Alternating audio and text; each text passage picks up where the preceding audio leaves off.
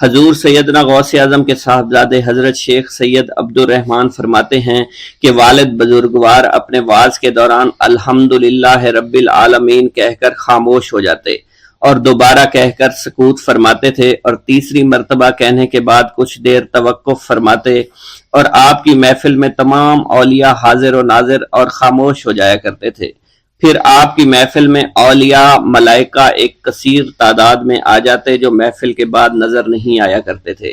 آپ اپنے خطاب کو یوں شروع فرماتے: تمام تعریفیں اللہ کے لیے ہیں، اس کی مخلوق کی تعداد اس کے عرش کے وزن کے مطابق، اور بے حد تعریفیں جس سے اس کی ذات راضی ہو جائے، اس کے کلمات کی روشنی کے مطابق، اس کے علم کے مطابق، اس کی مرضی اور منشا کے مطابق، اور اس کی مخلوق کے مطابق جسے اس نے پیدا کیا، وہی عالم الغیب ہے، رحمان و رحیم ہے۔ میں گواہی دیتا ہوں اس کے سوا کوئی عبادت کے لائق ہی نہیں ہے، اور تمام کائنات اس کی تخلیق ہیں، تمام تعریفیں اسی کے لیے ہیں۔ وہ زندہ ہے، ہمیشہ زندہ رہے گا،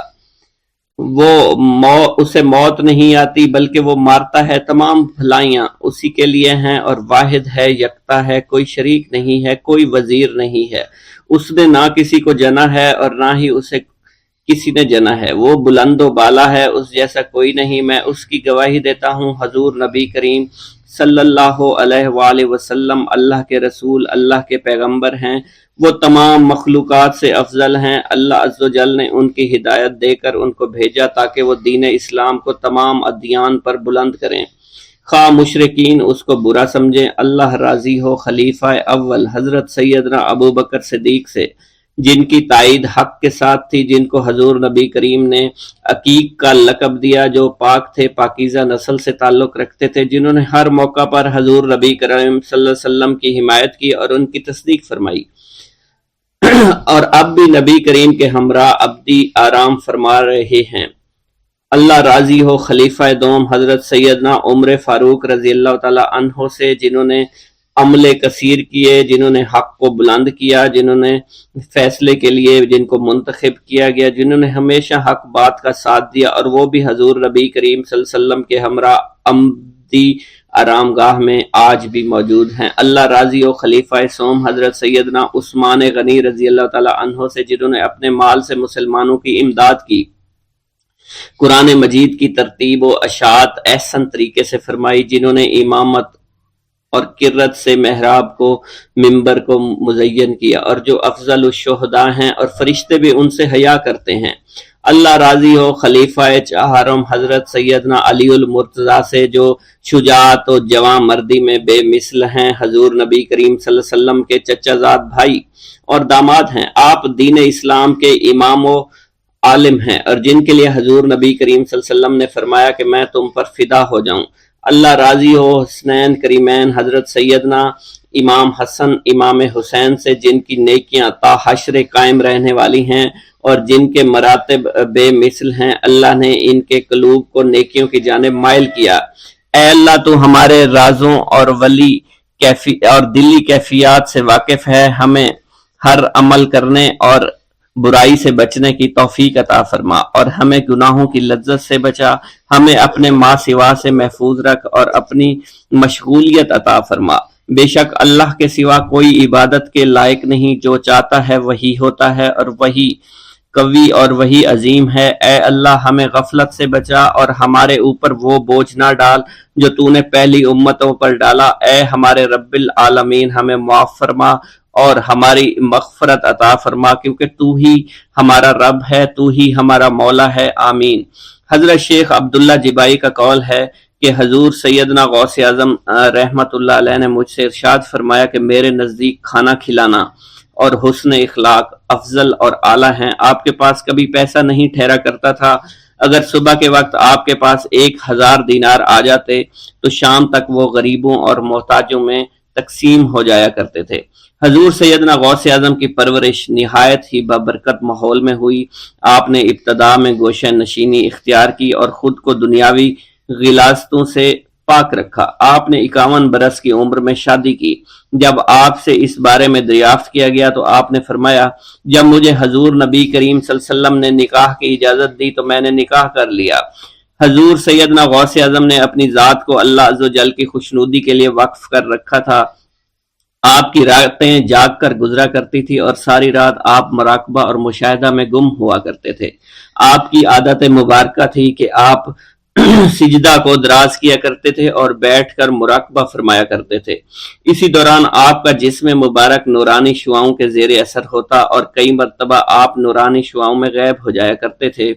حضرت شیخ ابو عبداللہ بن حسنین بن ابی الفضل فرماتے ہیں کہ حضور سیدنا غوث اعظم کے بعض دہقانی مریدین ہر سال آپ کے لیے گیہوں بوتے تھے اور جائز طریقہ سے اسے پالتے تھے۔ پھر آپ کے بعض مریدین اسے پیستے اور آپ کے لیے ہر روز 4-5 روٹیاں پکاتے اور شام کو آپ کے پاس روٹیاں لے کر آیا کرتے تھے۔ آپ حاضرین میں ایک ایک ٹکڑا تقسیم کر دیتے اور جو بچ جاتا وہ اپنے لیے رکھ لیا کرتے تھے۔ حضرت شیخ خضر حسنی سے منقول ہے، حضور سیدنا غوث اعظم ایک شکستہ دل فقیر کو دیکھا۔ آپ نے اس سے اس کی کیفیت کے متعلق دریافت کیا تو اس نے کہا کہ میں آج دریا کے کنارے گیا اور ملاح سے کہا مجھے دریا کے پار لے جائے۔ اس نے انکار کر دیا۔ میں اپنے اس افلاس کے سبب پریشان اور شکستہ دل ہوں۔ ابھی اس فقیر کا کلام جاری تھا کہ ایک شخص آپ کی خدمت میں حاضر ہوا اور 30 دینار آپ کی خدمت میں پیش کیے۔ آپ نے وہ دینار اس فقیر کو دے دیے اور فرمایا کہ اس ملاح سے کہنا کہ کسی فقیر کا سوال رد نہ کیا کرے۔ حضرت شیخ معمر ابو المظفر فرماتے ہیں میں نے حضور سیدنا غوث اعظم سے زیادہ کسی کو درگزر فرمانے والا آج تک نہیں دیکھا۔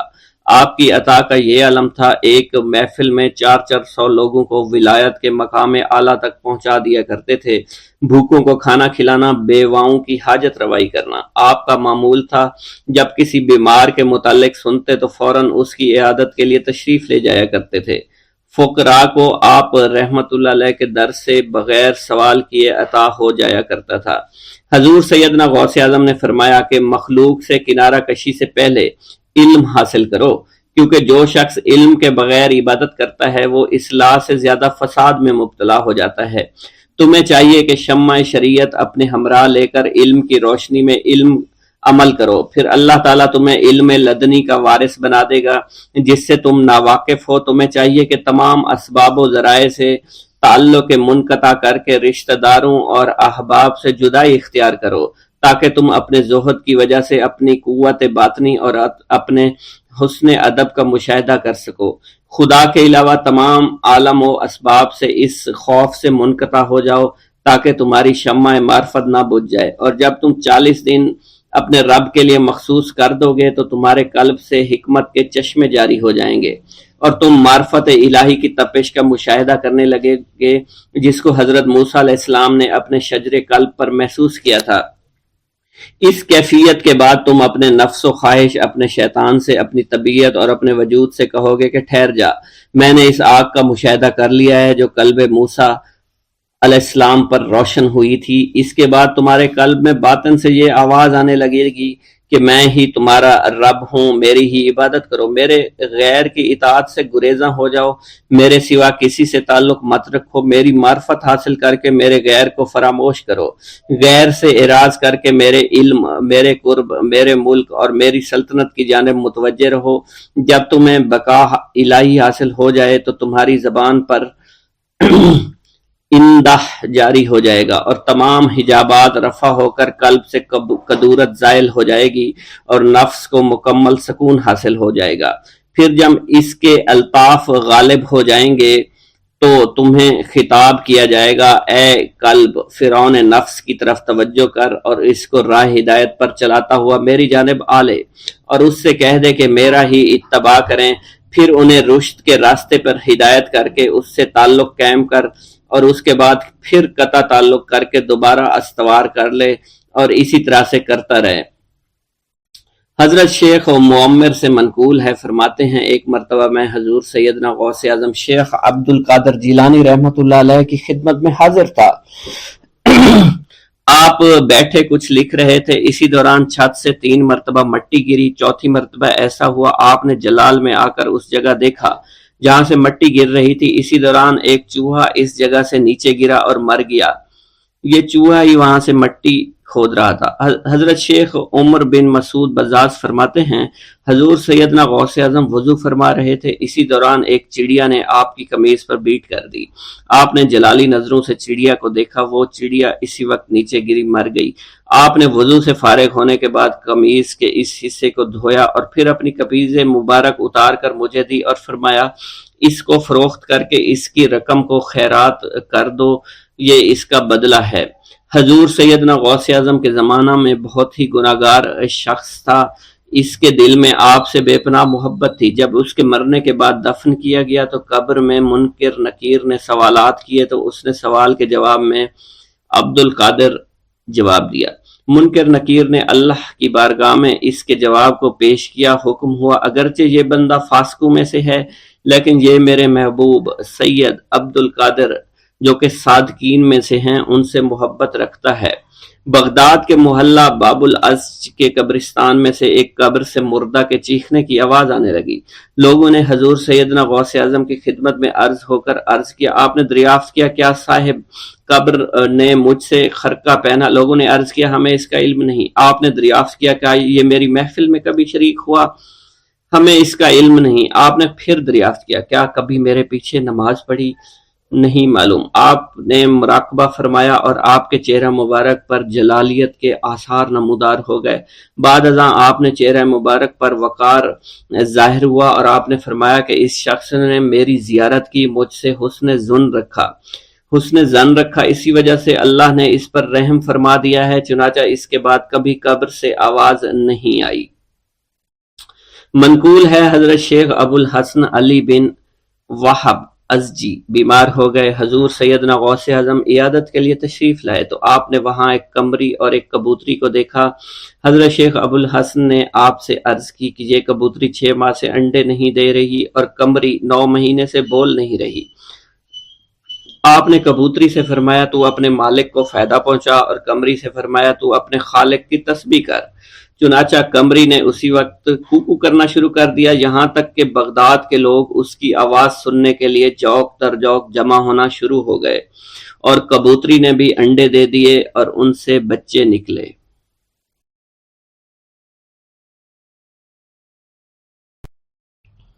بھوک اللہ کے خزانوں میں سے ایک خزانہ ہے۔ حضرت شیخ ابو محمد فرماتے ہیں ایک روز میں حضور سیدنا غوث اعظم کی خدمت میں ایسی حالت میں حاضر ہوا کہ فاقہ سے تھا اور میرے اہل و عیال بھی کئی دنوں سے بھوکے تھے۔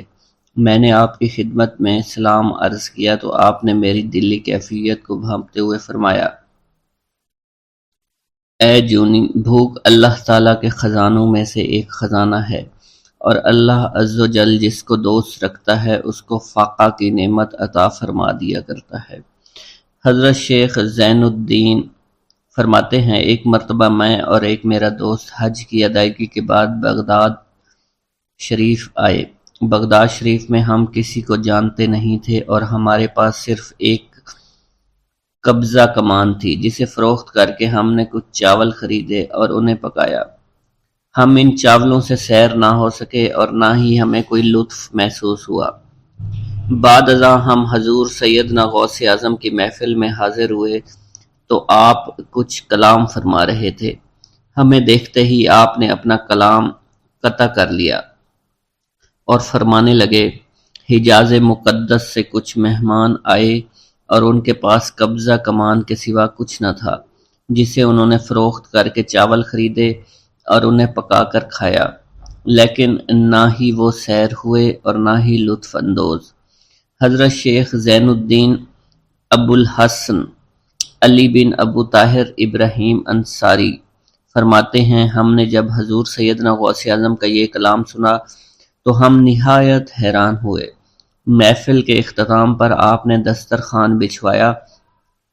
میں نے آہستگی سے اپنے دوست سے اس کی پسندیدہ چیز کے متعلق پوچھا تو اس نے کہا حلوہ کھانا چاہتا ہے اور میرے دل میں اس وقت شہد کی خواہش پیدا ہوئی۔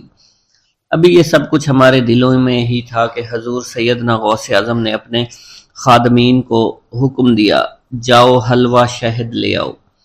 خادمین نے حکم کی تعمیل کی اور حلوہ اور شہد ہمارے سامنے لا کر رکھ دیا۔ آپ کا اس طرح ہمارے دلوں کی بات پر مطلع ہونے سے ہم حیران رہ گئے۔ حضرت ابو حفص عمر بن صالح بغدادی ایک مرتبہ اپنی اونٹنی کو ہانکتے ہوئے حضور سیدنا غوث اعظم کی خدمت میں حاضر ہوئے۔ عرض کرنے لگے، حضور میں حج کے لیے بیت اللہ شریف جانا چاہتا ہوں، مگر میری یہ اونٹنی میرا ساتھ دینے کے قابل نہیں ہے اور فی الحال میرے پاس کوئی دوسری سواری بھی نہیں ہے۔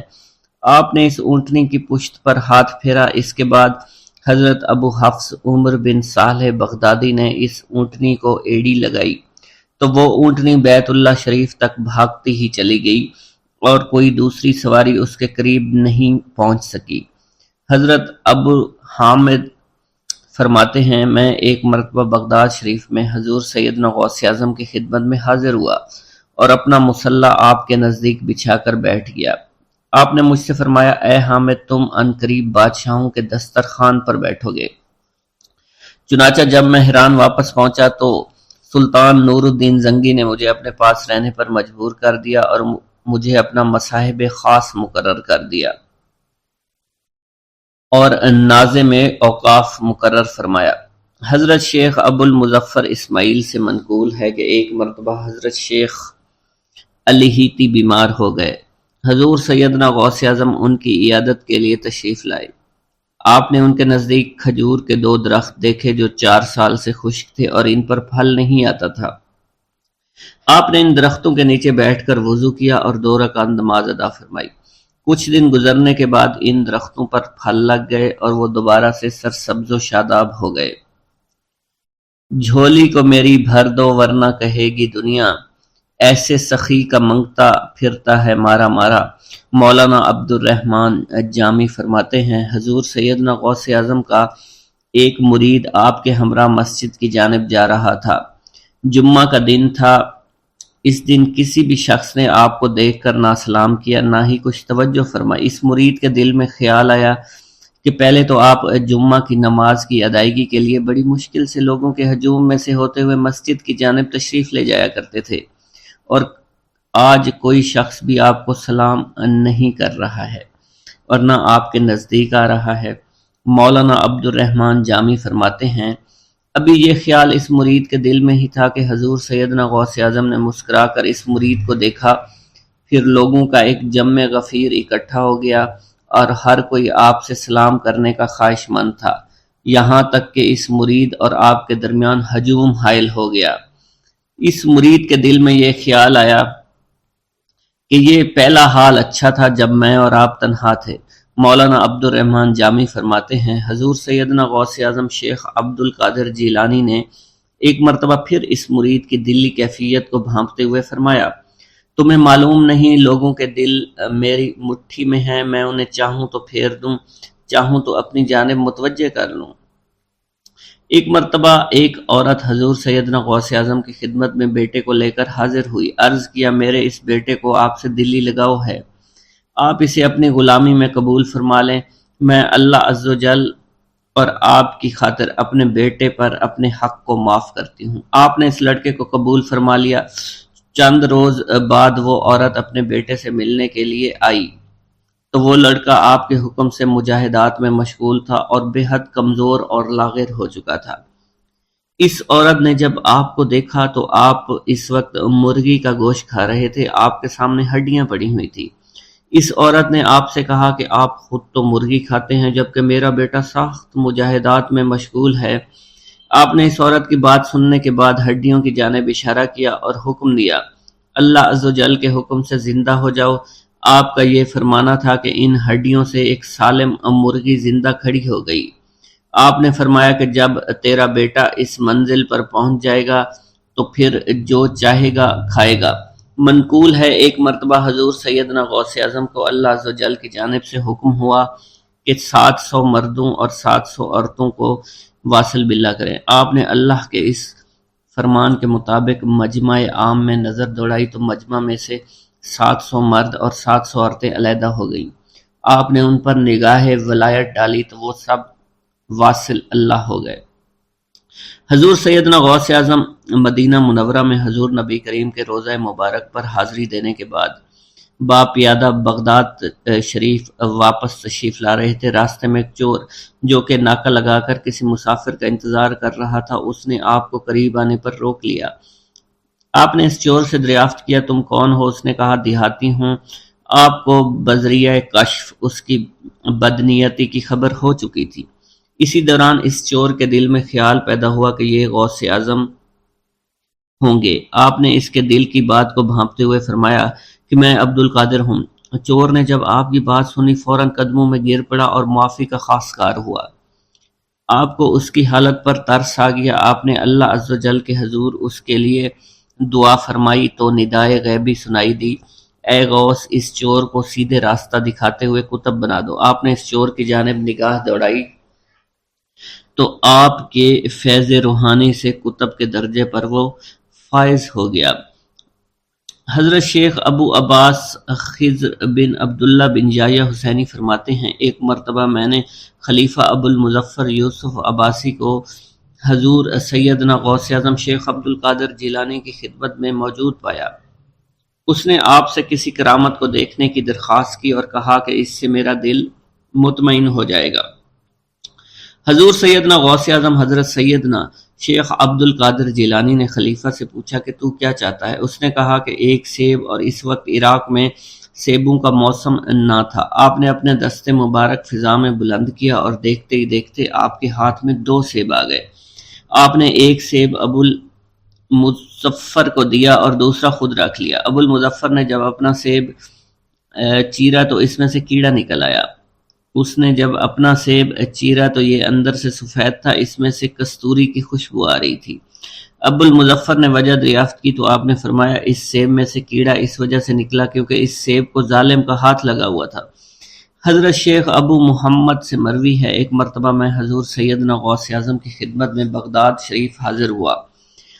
کچھ دنوں تک آپ کے ہاں قیام پذیر رہا اور روحانی فیوز و برکات سے مالا مال ہوا۔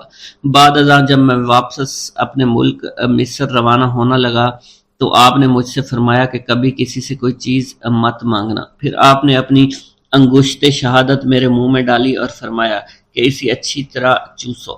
چنانچہ میں نے آپ کے فرمان کے مطابق ایسا ہی کیا۔ جب میں آپ سے اجازت لینے کے بعد واپس اپنے ملک مصر روانہ ہوا تو بغداد شریف سے مصر تک کی طویل مسافت کے دوران مجھے کچھ بھوک محسوس نہیں ہوئی، اور میں جوں جوں آگے بڑھتا رہا اپنے جسم میں توانائی کو پہلے سے زیادہ پاتا۔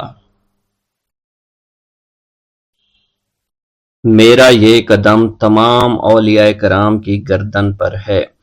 ایک مرتبہ محلہ حلبہ میں اپنے مہمان خانے میں واز فرماتے ہوئے حضور سیدنا غوث اعظم پر اچانک حالت کشف طاری ہوئی۔ آپ رحمت اللہ علیہ نے فرمایا میرا یہ قدم ہر ولی اللہ کی گردن پر ہے۔ یہ ارشاد سن کر تمام اولیاء اللہ نے اپنی گردنیں جھکا دیں۔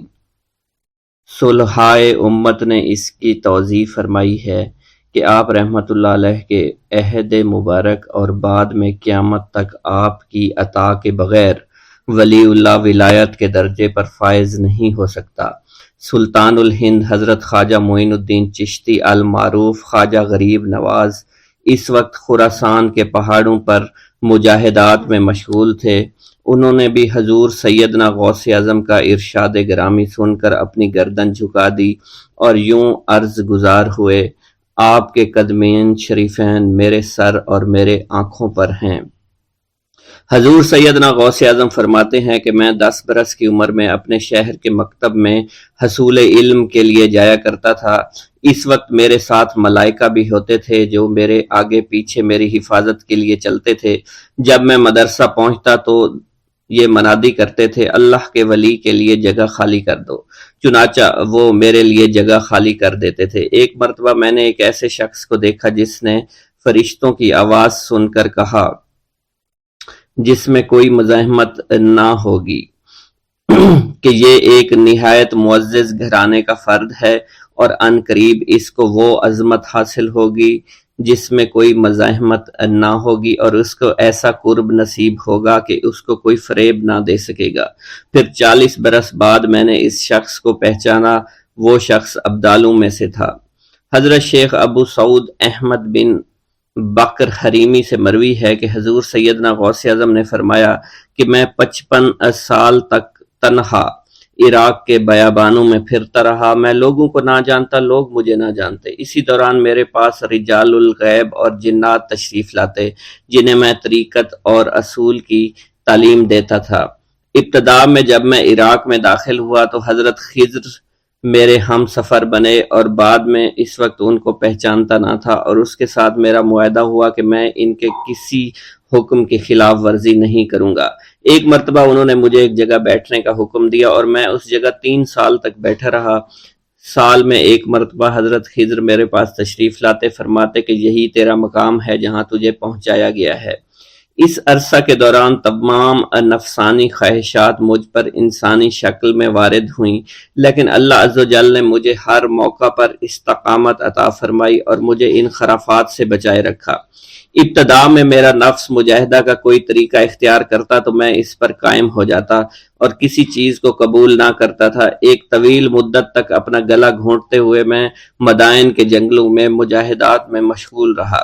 حضور سیدنا غوث اعظم فرماتے ہیں کہ میں نے اپنے نفس کو مختلف مجاہدوں، مختلف ریاضتوں اور مختلف مشقتوں میں ڈالے رکھا۔ 1 سال تک میں گری ہوئی چیزیں اٹھا کر کھاتا رہا، دوسرے سال پانی پر گزارا کیا، اور تیسرے سال نہ میں نے کچھ کھایا، نہ پیا اور نہ ہی سویا۔ ایک مرتبہ شدید سردی کی وجہ سے میں ایوان کسریٰ کے کھنڈرات میں سویا تو رات بھر میں 40 مرتبہ طبیعت خراب ہوئی۔ حضور سیدنا غوث اعظم فرماتے ہیں ہر سال ایک بزرگ آتے اور وہ مجھے جبہ دے کر چلے جاتے۔ اسی طرح میں نے بے شمار طریقوں سے دنیا اور نفس سے چھٹکارا پانے کی کوشش کی۔ لوگ مجھے دیوانہ سمجھتے تھے۔ میں برہنہ جسم جنگلوں میں چلا جاتا اور کانٹوں پر لوٹتا شور مچاتا تھا۔ میرا تمام بدن سے خون جاری ہو جایا کرتا تھا اور لوگ مجھے اٹھا کر شفا خانے لے جایا کرتے، جہاں میری حالت مزید بگڑ جاتی۔ ایک وقت ایسا بھی آیا جب مجھ میں اور مردہ میں کوئی فرق نہ تھا۔ لوگ کفن لے کر آئے، غسال کو بلوایا کہ وہ مجھے غسل دے دیں۔ ابھی انہوں نے مجھے غسل دینے کے لیے تختہ پر ڈالا ہی تھا کہ میری حالت درست ہو گئی۔ میں اٹھ کھڑا ہوا۔ طریقت کی ان پرخطر راہوں میں نہ تو میں کبھی خوف زدہ ہوا اور نہ کبھی میرا نفس مجھ پر غلبہ پا سکا، اور نہ ہی دنیا کی آرائش مجھے حیران کر سکی۔ حضور سیدنا غوث اعظم فرماتے ہیں شیطان نے میرے گرد بے شمار جال بچھائے۔ جب میں نے اس سے کہا کہ یہ کیا ہے تو اس نے کہا یہ دنیاوی چیزیں ہیں اور میں ان جالوں سے تم جیسوں کو شکار کرتا ہوں۔ میں نے 1 سال تک شیطان کا مقابلہ کیا، اس کے بچھائے ہوئے تمام جالوں کو ختم کر دیا۔ اس کے بعد میرے سینے کو کھول دیا گیا اور مجھ پر بے شمار خلائق ظاہر ہوئے۔ حضور سیدنا غوث اعظم فرماتے ہیں میں نے دریافت کیا کہ یہ علائق کیسے ہیں؟ جواب ملا کہ یہ خلق کے اسباب ہیں جو تم سے ملے ہوئے ہیں۔ میں سال بھر ان کی جانب متوجہ رہا، یہاں تک کہ وہ مجھ سے جدا ہو گئے۔ جب مجھ پر میرا باطن ظاہر کیا گیا تو میں نے اپنے قلب کو بہت سے علائق سے ملوث پایا۔ میں نے دریافت کیا کہ یہ علائق کیا ہیں؟ جواب ملا یہ تمہارے ارادے، تمہارے اختیارات ہیں۔ چنانچہ 1 سال تک ان کی جانب متوجہ رہا کہ وہ مجھ سے دور ہو گئے۔ میرا قلب ان تمام غلاظتوں سے نجات پا گیا۔ پھر مجھ پر میرے نفس کو ظاہر کیا گیا، میں نے اس کا مشاہدہ کیا، مجھے معلوم ہوا اس کے ساتھ کچھ امراض اور بھی ہیں اور نفس کی خواہشات زندہ ہیں، نفس کا شیطان سرکش ہے۔ چنانچہ میں نے سال بھر پھر توجہ دلائی اور میرے نفس کے تمام امراض سرے سے ہی ختم ہو گئے اور اس کے شیطان نے کلمہ پڑھ لیا اور پھر میرے تمام امور اللہ کے لیے ہو گئے اور میں اپنی ہستی سے باہر نکل آیا۔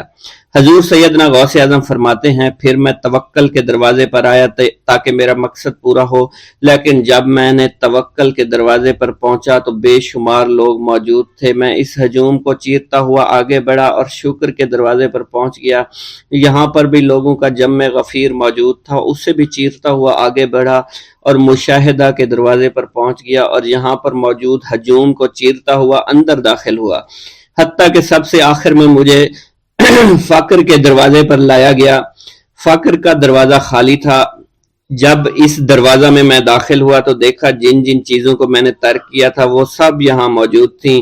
یہاں مجھے ایک بہت بڑے روحانی خزانے کی فتوحات سے نوازا گیا اور میرے لیے تمام دنیا کے خزانے کھول دیے گئے۔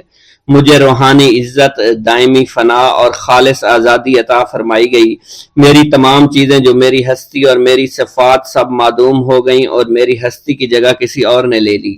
حضرت شیخ ابو سعید مخزومی نے حضور سیدنا غوث اعظم کو خرقہ خلافت سے نوازا اور فرمایا، اے عبد القادر، یہ وہ خرقہ ہے جو حضور نبی کریم صلی اللہ علیہ وسلم نے حضرت سیدنا علی المرتضیٰ کو عطا فرمایا، اور حضرت سیدنا علی المرتضیٰ نے یہ خرقہ حضرت خواجہ حسن بصری کو عطا فرمایا تھا، جس سے ہوتا ہوا یہ خرقہ مجھ تک پہنچا، اور یہ تمہاری امانت تھی جو میں نے تم تک آج پہنچا دی ہے۔ حضور سیدنا غوث اعظم نے جب خرقہ مبارک کو زیب تن کیا تو آپ پر بے شمار انوار و تجلیات کی بارش ہونا شروع ہو گئی۔ حضور سیدنا غوث اعظم نے حضرت شیخ ابو سعید مخزومی کے مدرسہ میں تدریسی فرائض سر انجام دینا شروع کر دیے۔ آپ کے لیے فی الحال تدریسی مصروفیات کے علاوہ کوئی کام نہ تھا۔ آپ کی شبانہ روز کی محنت سے آپ کے نام کا شعرہ کچھ ہی دنوں میں سارے بغداد میں پھیل گیا۔ طلبہ دور دراز کے علاقوں سے علم کے حصول کے لیے آنے لگے۔ طلبہ کی تعداد جب مزید بڑھنا شروع ہو گئی تو ارد گرد کے کئی مکانات کو خرید کر مدرسہ میں داخل کر لیا گیا۔ کتب سیر میں منقول ہے کہ 528 ہجری میں آپ مدرسہ نظامیہ کی وسیع عمارت تعمیر فرما چکے تھے۔ اس مدرسہ کی تعمیر میں آپ نے بحیثیت مزدور بھی حصہ لیا تھا۔ حضرت شیخ ابو الخشاب سے مروی ہے کہ میں جوانی میں جب علم نحو پڑھ رہا تھا تو لوگوں نے مجھے حضور سیدنا غوث اعظم کے پاس جانے کا مشورہ دیا، اور اس کی وجہ سے مجھے بھی اشتیاق ہوا کہ میں آپ کا واز سنوں۔ ایک مرتبہ کچھ لوگوں کے ہمراہ آپ کی مجلس میں دوستوں کے ہمراہ حاضر ہوا۔ آپ نے میری جانب توجہ کرتے ہوئے فرمایا، ہماری صحبت اختیار کر لو۔ چنانچہ میں نے آپ کے فرمان کے مطابق آپ کی صحبت کو اختیار کر لیا۔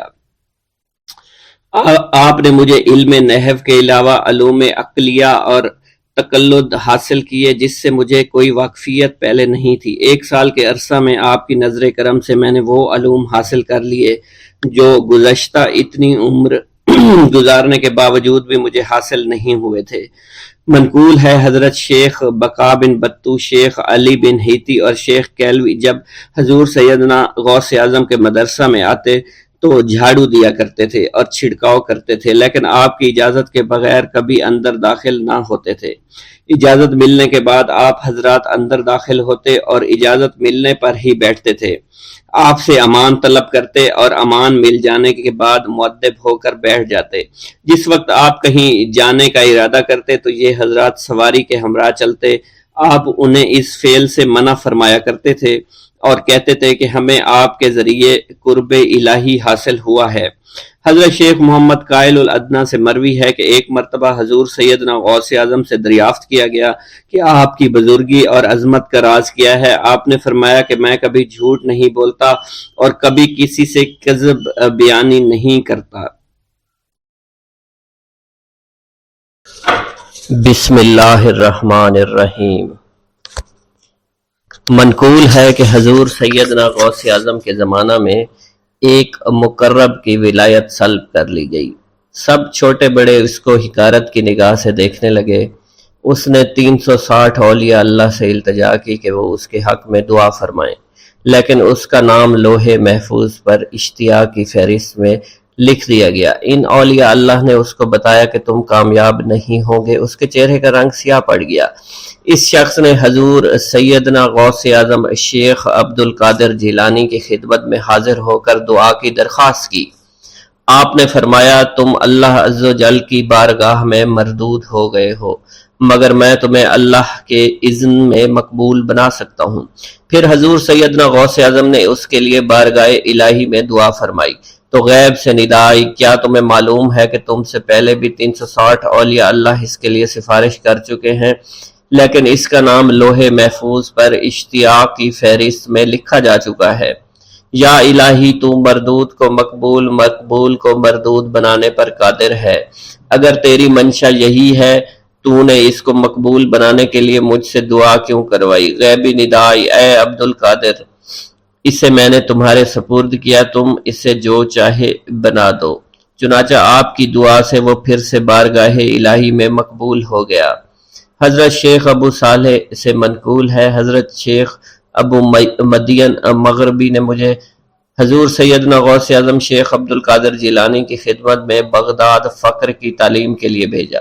آپ نے مجھے 20 دن تک اپنے خلوت خانہ کے دروازہ پر بٹھائے رکھا اور 20 روز گزرنے کے بعد مجھے قبلہ رو ہونے کا حکم دیا گیا۔ جب میں قبلہ رو ہو گیا آپ نے فرمایا اے ابو صالح اس طرف دیکھو۔ چنانچہ میں نے اس جانب دیکھا تو آپ نے فرمایا کیا دیکھ رہے ہو؟ میں نے عرض کیا بیت اللہ شریف میری نگاہوں کے سامنے ہے۔ آپ نے مجھے حکم دیا کہ اب مغرب کی سمت دیکھو۔ میں نے اپنا چہرہ مغرب کی جانب کیا تو آپ نے فرمایا کہ اب کیا دیکھ رہے ہو؟ میں نے عرض کیا کہ میں اپنے مرشد پاک حضرت ابو مدین کو دیکھ رہا ہوں۔ ایک مرتبہ سنان نامی عیسائی پادری نے حضور سیدنا غوث اعظم کی محفل میں حاضر ہو کر سلام عرض کیا۔ حاضرین کھڑے ہو کر بیان دیا کہ میں یمن کا رہنے والا ہوں۔ میں نے ارادہ کیا کہ میں اسلام قبول کروں گا۔ اسی دوران میرے دل میں خیال پیدا ہوا میں اس دور کی سب سے بہترین شخصیت کے دست مبارک پر کلمہ پڑھوں۔ اسی سوچ کے دوران مجھے نیند آ گئی۔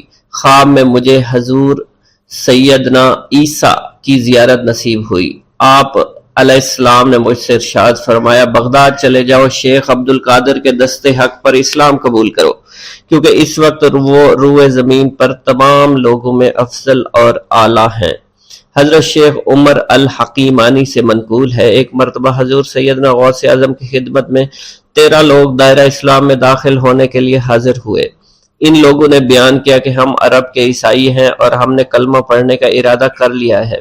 ابھی یہ سوچ ہی رہے تھے کہ کس مرد کامل کے دست حق پر کلمہ پڑھیں گے۔ ہمیں ہاتف غیب سے آواز سنائی دی کہ بغداد جا کر شیخ عبد القادر جیلانی کے دست مبارک پر کلمہ پڑھو۔ حضرت شیخ زین الدین ابو الحسن علی بن ابی طاہر سے مروی ہے، فرماتے ہیں میں نے حضور سیدنا غوث اعظم سے علم حاصل کیا۔ اللہ عز و جل نے مجھے 1 سال میں اتنا علم دیا کہ دوسروں کو وہ علم 20 سال میں بھی نصیب نہ ہوا ہوگا۔ میں نے آپ سے مصر جانے کی اجازت طلب کی۔ آپ نے فرمایا تو دمشق پہنچ کر غازیوں کو مصر میں داخل ہونے کے لیے تیار پائے گا تاکہ اس پر قبضہ ہو جائے، مگر ان سے کہنا کہ وہ ہرگز کامیاب نہ ہوں گے، ہاں دوسری مرتبہ وہ کامیاب ہو جائیں گے۔ حضرت شیخ زین الدین فرماتے ہیں جب میں دمشق پہنچا میں نے وہی حال پایا جو آپ نے بیان فرمایا تھا۔ میں نے ان سے کہا تو وہیں نہ رکے۔ جب میں مصر پہنچا تو میں نے خلیفہ کو ان کو مقابلے کے لیے تیار پایا۔ میں نے خلیفہ سے کہا گھبراؤ نہیں، کامیاب ہو جاؤ گے۔ وہ فرماتے ہیں خلیفہ نے مجھے اپنا ندیم خاص مقرر فرمایا اور اپنے ہر راز سے مجھے واقفیت دے دی۔ پھر دوسری مرتبہ غازی آئے، انہوں نے مصر پر قبضہ کر لیا۔ مجھے حضور سیدنا غوث کے قول کے مطابق ہر ایک سے 1.5 لاکھ دینار ملے۔ مجھے مصر میں ہر خاص و عام میں مقبولیت حاصل ہوئی اور بے شمار لوگ میرے واعظ سے مستفید ہونے لگے۔ حضرت شیخ ابو الخیر سے منقول ہے، فرماتے ہیں میں شیخ ابو محمد حسن، شیخ ابو قاسم، شیخ ابو حفظ کی خدمت میں حاضر ہوئے۔ آپ نے فرمایا تم سب اپنی اپنی حاجات بیان کرو، میں انشاءاللہ تمہاری حاجات پوری کروں گا۔ شیخ ابو سعید نے کہا کہ میں ترک دنیا اختیار کرنا چاہتا ہوں۔ شیخ ابن قائد وانی نے کہا کہ مجھے مجاہدے کی قوت عطا کر دیجئے۔ شیخ بزاز نے کہا خوف الہی چاہتا ہوں۔ شیخ فارسی نے کہا اللہ کے ساتھ میرا ایک حال ہے جسے میں کھو بیٹھا ہوں، چاہتا ہوں میرا وہ حال لوٹ آئے۔ شیخ جمیل نے کہا میں حفظ کرنا چاہتا ہوں۔ شیخ عمر نے کہا میں علم کی زیادتی چاہتا ہوں۔ شیخ خلیل نے کہا میں چاہتا ہوں مجھے موت نہ آئے، یہاں تک کہ مجھے مقام قطبیت پر فائز کیا جائے۔ شیخ ابو البرکات نے کہا کہ میں محبت الہی میں استغراق چاہتا ہوں۔ شیخ ابو عبداللہ نے کہا کہ میں نائب وزیر بننا چاہتا ہوں۔ شیخ ابو مفتوح نے کہا کہ میں خلیفہ کے گھر کا استاد بننا چاہتا ہوں۔ حضرت شیخ ابو الخیر فرماتے ہیں حضور سیدنا غوث اعظم نے فرمایا انشاءاللہ تم سب کی حاجات جلد پوری ہوں گی۔ چنانچہ آپ کا قول پورا ہوا اور تمام لوگوں کی حاجات پوری ہوئیں ماں سوائے شیخ خلیل کے، کیونکہ حضرت شیخ خلیل نے قطبیت مانگی تھی جس کا وقت ابھی نہیں آیا تھا۔ حضرت ابو اسعد عبداللہ سے مروی ہے کہ میری کنواری بیٹی فاطمہ گھر کی چھت پر چڑھی تو اسے کوئی چیز اٹھا کر لے گئی۔ اس وقت میری بیٹی کی عمر 16 برس تھی۔ میں حضور سیدنا غوث اعظم شیخ عبد القادر جیلانی کی خدمت میں حاضر ہوا اور سارا ماجرا ان کے گوش گزار کر دیا۔ آپ نے فرمایا تم آج رات کو کرخ کے ویرانے میں جاؤ اور تل خمس 5واں ٹیلا کے پاس جا کر بیٹھ جاؤ اور اپنے ارد گرد دائرہ کھینچ لو۔ دائرہ کھینچتے وقت بسم اللہ علی نیت عبد القادر کے الفاظ پڑھنا۔ جب رات بڑھے گی جنوں کے گروہ مختلف شکلوں میں تیرے نزدیک سے گزریں گے، تم انہیں دیکھ کر خوف زدہ مت ہونا۔ جب صبح ہو جائے گی تو جنوں کا بادشاہ ایک جماعت کے ہمراہ گزرے گا، وہ تجھ سے تیری حاجت پوچھے گا، تو اسے بتانا عبد القادر نے بھیجا ہے اور میری حاجت یہ ہے۔ ابو سعید فرماتے ہیں میں نے حکم کی تعمیل کی، آپ کے فرمان کے مطابق ڈراؤنی شکلوں والے لوگ گزرے مگر دائرہ کے نزدیک کوئی نہ آ سکا، یہاں تک کہ صبح جنوں کا بادشاہ گھوڑے پر سوار ہو کر آیا۔ اس کے ساتھ ایک کثیر جماعت بھی تھی۔ اس نے مجھ سے کہا میری حاجت پوچھی۔ میں نے اسے حضور سیدنا غوث اعظم کا پیغام پہنچاتے ہوئے کہا اور اپنی حاجت بیان کی۔ میری بات سن کر وہ بادشاہ گھوڑے سے اترا، زمین کو بوسہ دیتے ہوئے دائرہ کے کنارے بیٹھ گیا۔ بادشاہ کے بیٹھتے ہوئی جماعت بھی بیٹھ گئی۔ پھر بادشاہ نے اپنی جماعت کے کچھ لوگوں کو حکم دیا جاؤ، جس نے یہ کام کیا ہے اسے میرے پاس لے کر آؤ۔ چنانچہ وہ لوگ ایک سرکش جن کو پکڑ لائے جس کے ساتھ میری بیٹی بھی تھی۔ جنوں کے بادشاہ سے کہا گیا کہ یہ ملک چین کے سرکش جنوں میں سے ہے۔ بادشاہ نے اس جن کو مخاطب کرتے ہوئے کہا کہ تمہیں قطب وقت کے قدموں کے نیچے سے لڑکی اٹھانے کی جرت کیوں کر پیش ہوئی؟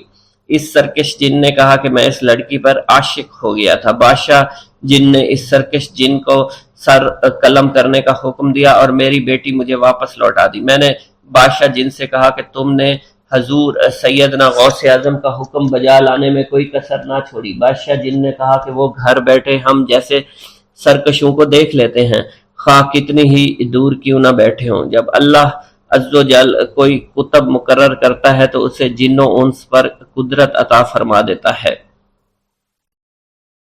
تفریح الخاطر میں منقول ہے حضور سیدنا غوث اعظم کے وصال کے بعد ایک شخص جو کہ عرصہ دراز سے مرشد کامل کی تلاش میں تھا اور وہ آپ کا شورا سننے کے بعد آپ کی خدمت میں بغداد شریف پہنچا۔ جب اس شخص کو معلوم ہوا کہ آپ وصال فرما گئے ہیں تو وہ آپ کی قبر مبارک پر حاضر ہوا اور آداب زیارت بجا لایا۔ آپ اپنی قبر مبارک سے باہر تشریف لائے، اس کا ہاتھ پکڑ کر اسے سلسلہ عالیہ قادریہ میں بیعت فرما دیا اور اس کی جانب خصوصی توجہ فرمائی۔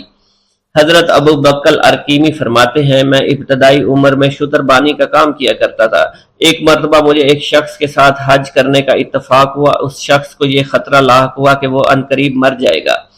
اس نے مجھے ایک چادر اور 10 دینار دیے اور فرمایا یہ میری امانت، تم بغداد شریف واپس جا کر حضور سیدنا غوث اعظم شیخ عبد القادر جیلانی رحمۃ اللہ علیہ کی خدمت میں پیش کر دینا۔ حضرت ابو بکر الکیمی فرماتے ہیں کہ میں اس وصیت کے کچھ دنوں بعد اس شخص کا انتقال ہو گیا۔ میں جب بغداد شریف تشریف لایا تو لالچ میں پھنس گیا۔ میرے دل میں خیال آیا ان چیزوں کے متعلق کسی کو کچھ علم نہیں ہے، چنانچہ میں نے وہ چادر اور 10 دینار اپنے پاس رکھ لیے۔ ایک دن میں بازار سے گزر رہا تھا، میری ملاقات حضور سیدنا غوث اعظم سے ہوئی۔ میں نے آپ کو سلام کیا، آپ نے میرا ہاتھ پکڑ کر فرمایا تم نے 10 دیناروں کے لیے بھی اللہ کا خوف نہیں کیا، میری امانت اپنے پاس رکھ لی اور میرے پاس اپنی آمد و رفت بھی ختم کر لی۔ حضرت ابو بکر ارکیمی فرماتے ہیں کہ حضور سیدنا غوث اعظم کی بات سن کر مجھ پر غشی طاری ہو گئی اور جب مجھے ہوش آیا میں نے وہ چادر اور 10 دینار لا کر آپ کی خدمت میں پیش کیے اور معافی کا خواستگار ہوا۔ واللہ عالم۔ ایک گاؤں کے بارے میں کہا جاتا تھا کہ جہاں قدرت کی بے پناہ نعمتیں تھیں، اللہ پاک نے وہاں کے لوگوں کو مالا مال کیا ہوا تھا۔ ایسی نعمتیں کہ جن نعمتوں کو دیکھ کر انسان اکثر مغرور ہو جایا کرتے ہیں، مگر وہاں پر کچھ مسلمان تھے اور سب سے بڑی اور بری بات یہ تھی کہ وہاں کے تمام لوگ کافر تھے۔ وہ کفار اپنی دولت پر بہت فخر کیا کرتے تھے کیونکہ ان میں ہر ایک انسان بہت دولت مند تھا، ہر ایک کے پاس بے بہا پیسے تھے، کسی کو پیسوں کی کمی نہیں تھی۔ وہاں کے سردار کی ایک اکلوتی بیٹی تھی جس کو سردار بے پناہ پیار کرتا تھا۔ اس سردار کی بیٹی بے پناہ مغرور، ظالم، گھمنڈی تھی۔ وہاں پر غریب لوگ صرف مسلمان ہی تھے، تمام کافر ایک دوسرے کی مدد کیا کرتے تھے، لیکن مسلمانوں کی مدد کرنے والا وہاں پر کوئی نہ تھا۔ وہاں پر انہیں کوئی دیکھنے والا نہ تھا۔ سردار کی بیٹی کو کالے جادو میں خوب مہارت حاصل تھی، اور وہ جادو کی وجہ سے وہاں پر رہنے والے غریبوں پر بہت ظلم کیا کرتی تھی۔ تمام مسلمان اس سے بے حد پریشان تھے، اور وہ لوگوں کو غلام بناتی اور مزدور بناتی تھی۔ اگر ان میں کوئی اس کی بات نہ مانتا تو اس کو قیدی بنا کر اپنے اشاروں پر نچایا کرتی تھی۔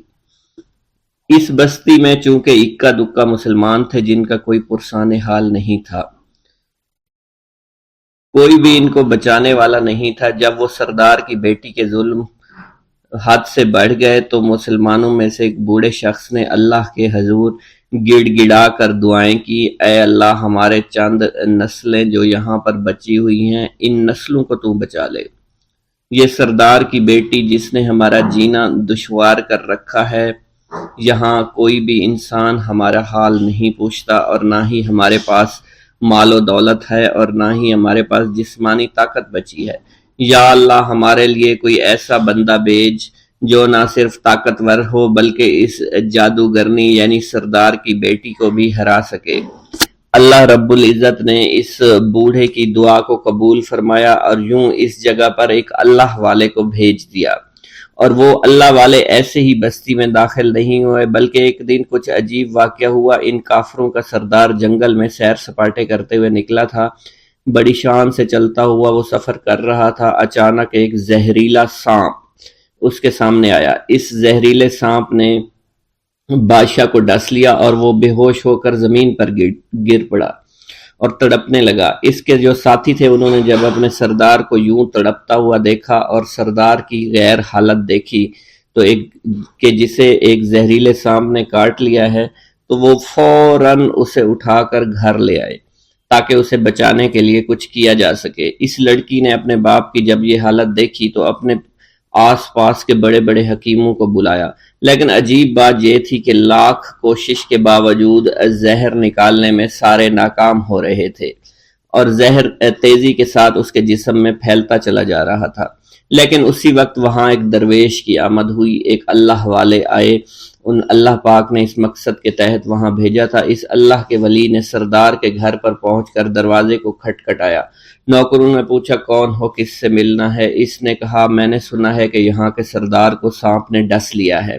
نوکر کہنے لگے کہ تمہیں کیسے پتا چلا کہ یہاں کے سردار کو سانپ نے ڈس لیا ہے؟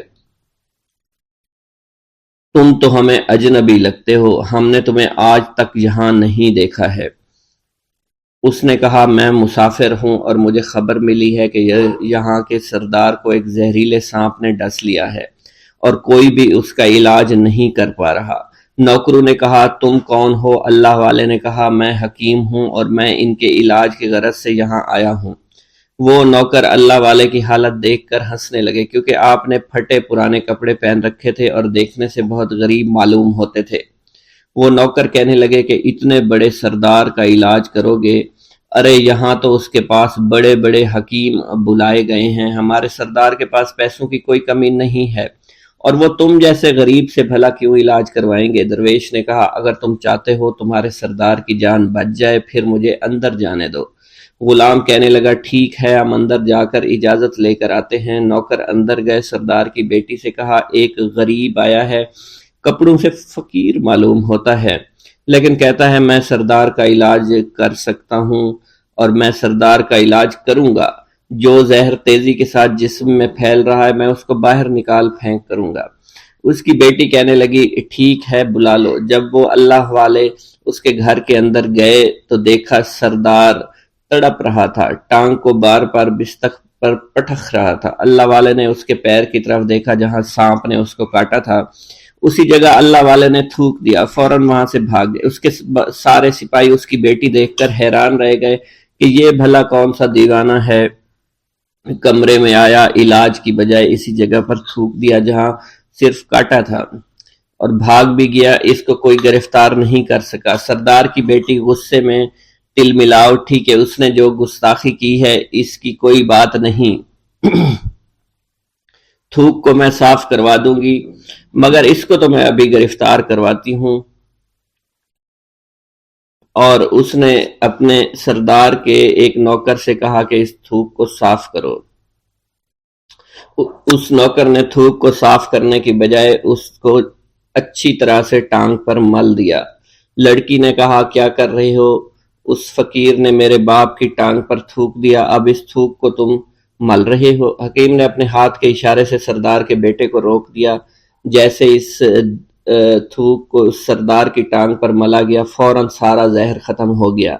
جو ٹانگ کٹنے کے قابل تھی وہ ٹانگ بالکل ٹھیک ہو چکی تھی، جو نیلی پڑ چکی تھی اب اصلی حالت میں آہستہ آہستہ واپس آ رہی تھی۔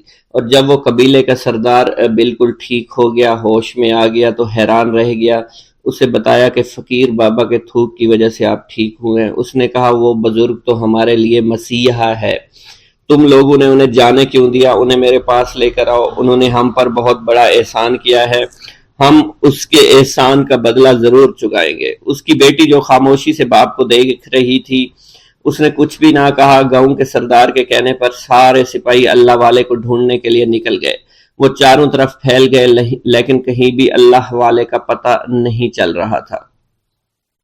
پھر جب سپاہی تلاش کرتے کرتے جنگل میں داخل ہوئے، وہاں ایک درخت کے نیچے ایک آدمی کو عبادت کرتے ہوئے دیکھا۔ وہ غور سے اس کو دیکھ رہے تھے اور کہہ رہے تھے یہ کس طرح کی عبادت کر رہے ہیں؟ ہم لوگ تو اپنے بتوں کے آگے ہاتھ جوڑتے ہیں، یہ نہ جانے کس کو سجدہ کر رہے ہیں۔ خیر، عبادت کے فوراً بعد اللہ والے کو پکڑ لیا، گاؤں کے سردار کے سامنے پیش کیا۔ وہ کہنے لگا آپ کون ہیں اور کہاں سے آئے ہیں؟ سب سے پہلے تو میں گستاخی کی معافی چاہتا ہوں، میرے لوگوں نے آپ کے ساتھ بڑی بدتمیزی کی، لیکن آپ کی وجہ سے آج میں زندہ ہوں۔ ہم گناہ گاروں کی وجہ سے آپ جیسے لوگوں کو بہت تکلیف ہوئی ہے، اس لیے میں معذرت چاہتا ہوں۔ آپ سے درخواست کرتا ہوں کہ آپ میری طرف سے یہ قیمتی لباس یعنی کپڑے اور عربی گھوڑا قبول کیجئے۔ اللہ والوں نے اس کی طرف مسکرا کر دیکھا اور کہا یہ گھوڑا، یہ لباس بہت قیمتی ہے، مگر یہ لباس پہن کر اس گھوڑے کے لیے گھاس کاٹوں گا تو کیا اچھا لگوں گا؟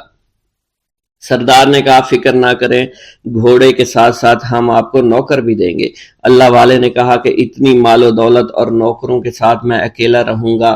گاؤں کا سردار بولا حضور آپ کی یہ بات سن کر میں سوچ میں گم ہو گیا ہوں، لیکن یہ میری بیٹی آپ کے سامنے حاضر ہے۔